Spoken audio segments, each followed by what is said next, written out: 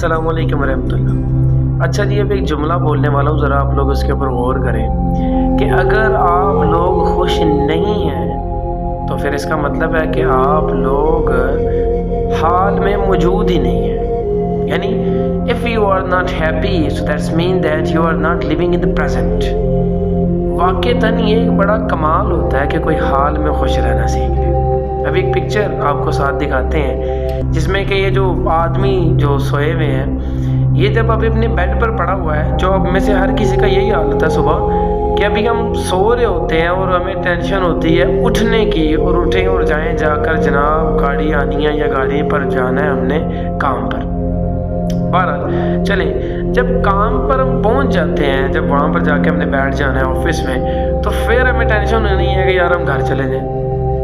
और घर जाने के लिए जब रास्ते में सफ़र कर रहे होने हैं तो सफ़र की बजाय हमें टेंशन होनी है कि घर जाकर क्या करें यार, कुछ खा पी लें। तो ये जो पिक्चर्स हैं इसमें तकरीबन 4 डिफरेंट स्टेजेस जो उन्होंने दिखाए भी हैं, जो कि इसी चीज़ की डिमॉन्स्ट्रेशन कर रही है, इसी चीज़ की तरफ हमें इशारा दे रही है कि यार हम हाल में नहीं खुश होते। तो वाक़तन ये एक बहुत बड़ा कमाल होता है जो इंसान इस फ़न को सीख जाए हाल में खुश रहने का।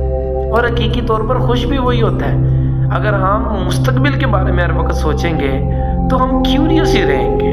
We will be curious if we will think about the future. और अगर हम सोच रहे हैं पास्ट के बारे में तो ये हमारे अंदर एक काइंड ऑफ एंग्जाइटी जो है वो क्रिएट कर सकती है। यानी अगर माजी के बारे में सोच रहे हैं तो वो शायद एक किस्म की परेशानी है, और हाल के बारे में अगर सोच रहे हैं तो वो वहाँ पर आपको खुशी मिल सकती है। आपको इन इजी वर्ड्स कि अगर आप हैप्पीनेस ढूंढना चाहते हैं तो हैप्पीनेस ना तो आपको पास्ट में मिलने वाली है, ना ही आपको फ्यूचर में मिलने वाली है।